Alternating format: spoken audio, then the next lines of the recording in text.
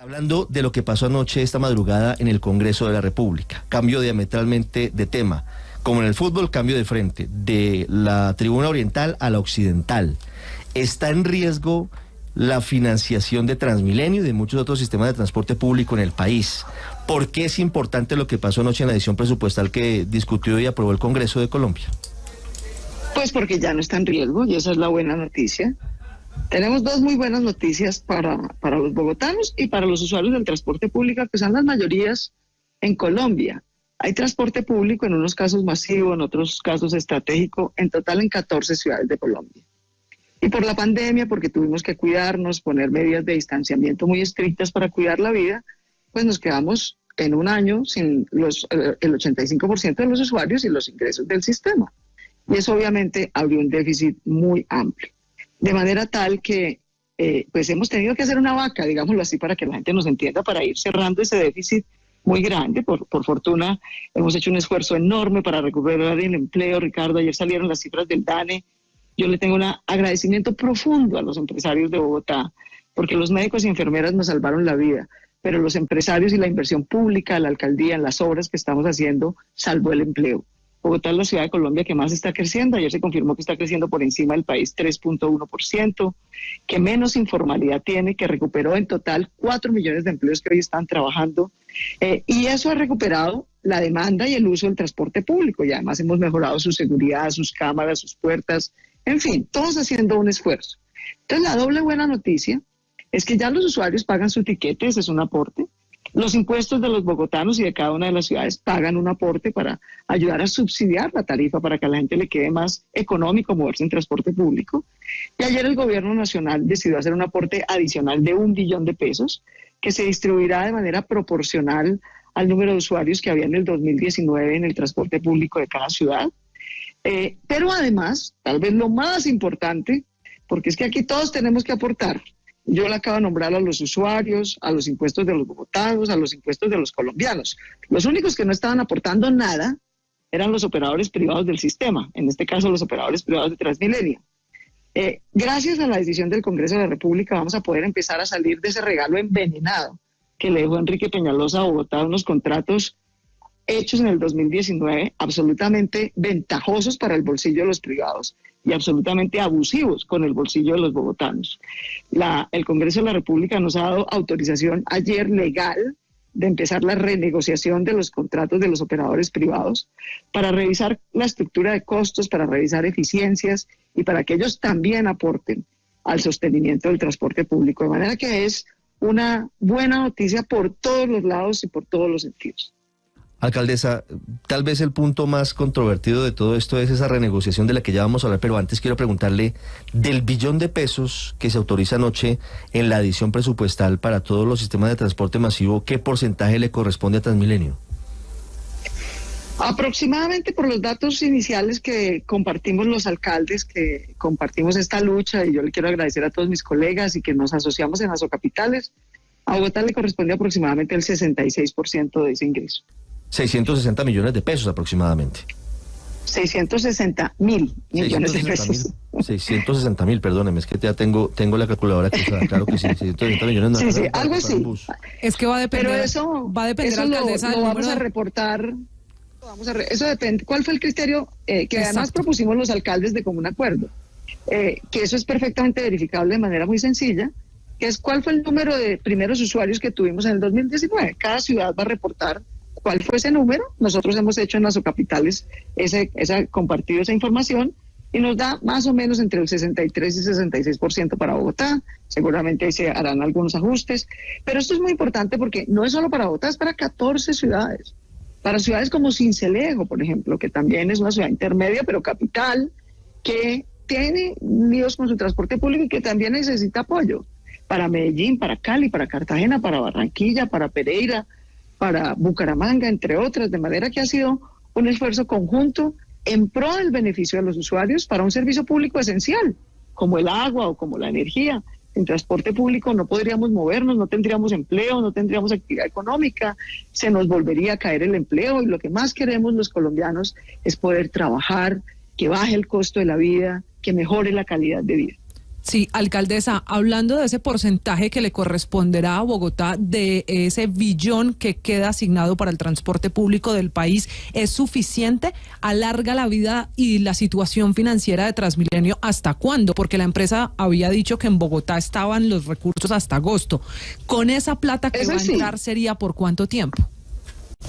No, es que, digamos, esto es como un servicio que se opera cada año, ¿sabes? Es un servicio que cada año tiene que buscar sus recursos y que poco a poco se ha ido recuperando. En Bogotá hemos logrado que mejore la seguridad, que bajen los colados, que suban los ingresos por aporte de los ciudadanos. También los bogotanos con nuestros impuestos todos los años, desde siempre, subsidiamos la tarifa para que a la gente le quede lo más cómoda posible. Bogotá es la única ciudad del país, además, y por eso tiene un déficit más grande, no por el COVID ni nada anómalo, porque Bogotá es la única ciudad de Colombia donde absolutamente todo el transporte está integrado. Con un solo tiquete cualquier persona empieza en Ciudad Bolívar o en San Cristóbal y con ese mismo tiquete conecta a el sistema troncal o conecta al sistema alimentador. Obviamente tener todo integrado, ya no hay ese ITP provisional en Bogotá, por ejemplo. Tener todo integrado es un poquito más costoso, pero le da un mejor servicio a la ciudadanía. De manera que lo importante es que poco a poco vamos a ir superando con este aporte el déficit que nos dejó el COVID, y ya desde el año entrante entrarán a operar las reglas de cofinanciación conjunta del gobierno nacional y los entes territoriales que se acordó en el plan de desarrollo para que fuera la solución definitiva, digamos. Sí, alcaldesa, volvamos a ese parágrafo 2 de lo que se aprobó anoche en el Congreso, que significa más plata para los sistemas masivos de transporte. Ese parágrafo 2 es el que obliga a renegociar con los privados que prestan un servicio público como es este del transporte de movilidad. ¿Qué se podría renegociar con ellos en esos contratos?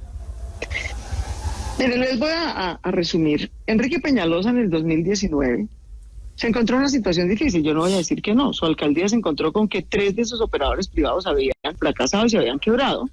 Y esas zonas de la ciudad, sobre todo en Fontibón y otras zonas del occidente de la ciudad, se habían quedado sin servicio público. Era una situación dramática. Que primero, ¿cómo estamos resolviendo? Fíjese que es que no podemos depender de operadores privados solamente. O se quiebran o prestan un mal servicio, ¿y qué? ¿Con qué respondemos? Por eso, con toda sabiduría, esta alcaldía y el Consejo de la Ciudad aprobó que tuviéramos un operador público, que es La Rolita, que es 100% eléctrico, que ya está operando, que es manejada mayoritariamente por mujeres. Un ejemplo para el mundo que ha sido recientemente felicitado también por el Banco Interamericano de Desarrollo. Entonces, la primera parte de la solución era no depender solamente de operadores privados, tener un operador público. Eso ya lo avanzamos. La segunda parte de la solución es que Enrique, en mi opinión, hizo unas negociaciones muy leoninas. ¿Qué es lo que vamos a renegociar? Te lo voy a resumir de esta manera. Que absolutamente todos los riesgos y costos los pagan los bolsillos de los bogotanos. El operador privado no cubre ningún riesgo. Es el único negocio privado. Ustedes en Blue cubren sus propios riesgos, si tienen más oyentes o menos oyentes, si les pagan más pauta o menos pauta. Algún riesgo corren, claro, también tienen el beneficio de que si son un extraordinario equipo periodístico como lo son, tienen muchos beneficios. No, resulta que los operadores de Transmilenio no corren un riesgo, ellos solo tienen beneficios, ellos solo tienen ingresos, ellos solo tienen ganancias. Entonces eso es absolutamente desproporcionado con los bogotanos. Como en cualquier negocio privado, hay que redistribuir de una manera razonable los riesgos, los costos y los beneficios. Eso es lo que vamos a hacer. ¿De qué manera se puede renegociar ese grupo de contratos, alcaldesa? Ya hay voces, seguramente usted ya tiene conocimiento de ello, no oficiales, pero sí, digamos que en espacios privados que señalan que algunos de esos operadores estarían dispuestos a dejar de lado el negocio. Yo no sé si sea tan fácil legalmente, pero diciendo que sería un incumplimiento de las condiciones en las que se firmó inicialmente el contrato. Algunos dicen incluso que no es tan claro que sea legal o constitucional. ¿Eso es posible, que ellos dejen tirado literalmente el contrato, los privados, en caso de que la alcaldía, como va a ser efectivamente, empiece la renegociación? Pues yo no voy a entrar en especulaciones porque a mí nadie me ha mencionado eso. Lo que yo sí te puedo decir es que aquí legal es lo que apruebe en una ley el Congreso de la República. Y claro que hay voces que se oponen, porque esa es un poco la encrucijada que está viviendo el país en muchos aspectos. Es que aquí hay gente en el sector privado y en el sector público que pareciera que los bogotanos y los colombianos no tengamos sino costos e injusticias. Que cualquier cosa y esfuerzo que se haga para corregir entonces no se puede hacer.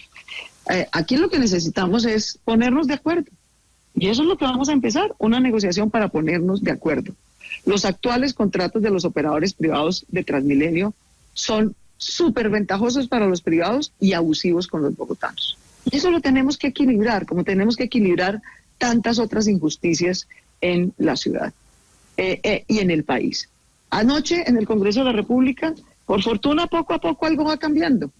En el Senado fue Cambio Radical y el Centro Democrático quien se quedó solo con 17 votos y 60 a favor de que sí se renegociara. Porque es que aquí hay gente que va a tener que entender, los señores del Centro Democrático, del Cambio Radical, que no pueden seguir fregando a la gente. Es que el transporte público lo usa la clase media, lo usan familias trabajadoras y humildes. Todos los empresarios del país y del mundo dependen del transporte público para que haya empleo, para que haya crecimiento. No puede ser que en todo tenga que ser solamente que la gente se friegue y que unos poquitos solo ganen. Eso tiene que cambiar en Colombia y tenemos que llegar a un acuerdo. En este caso, vamos a empezar a hacer ese acuerdo y esas mesas de negociación con el acompañamiento, así lo determinó el Congreso de la República.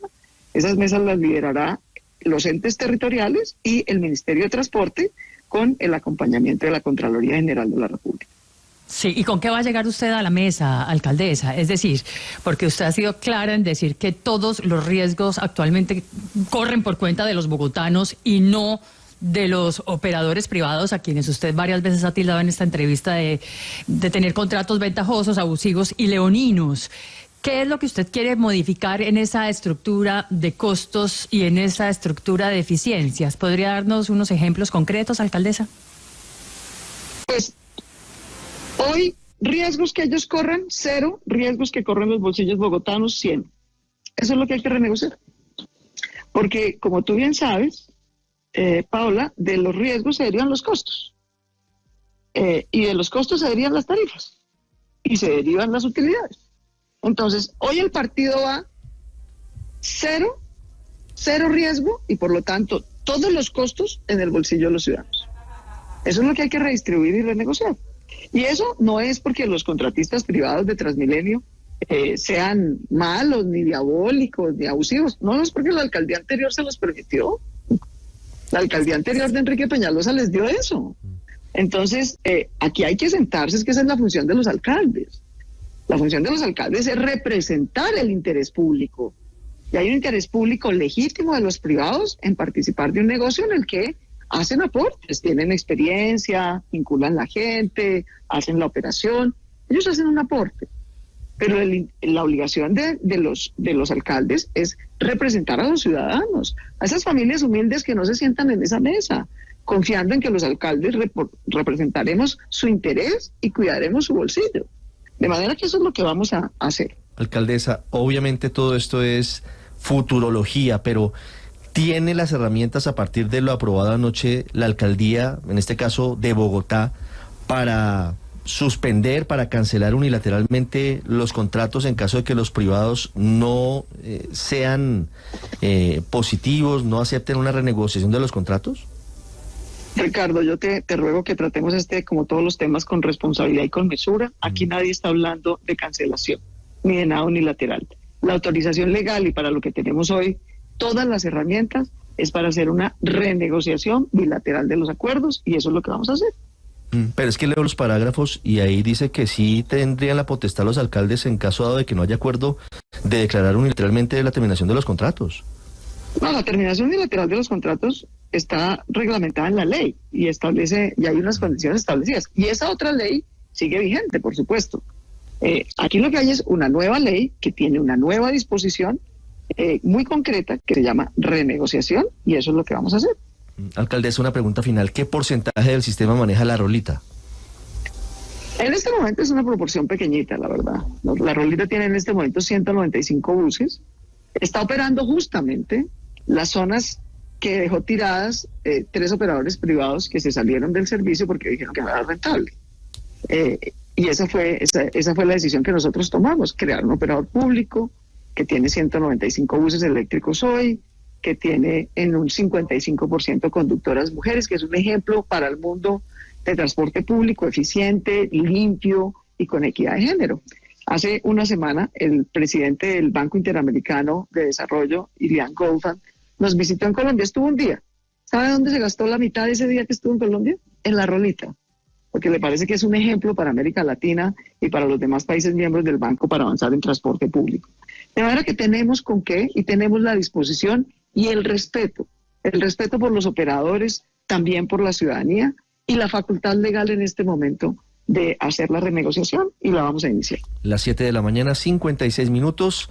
Es la alcaldesa de Bogotá, Claudia López, con nosotros. Alcaldesa, muchas gracias y atentos. Ojalá se logre el mejor acuerdo para todos en torno al partido de mañana. Ha sido usted muy amable. Un gran abrazo, mil gracias para todos. Blue, la alternativa.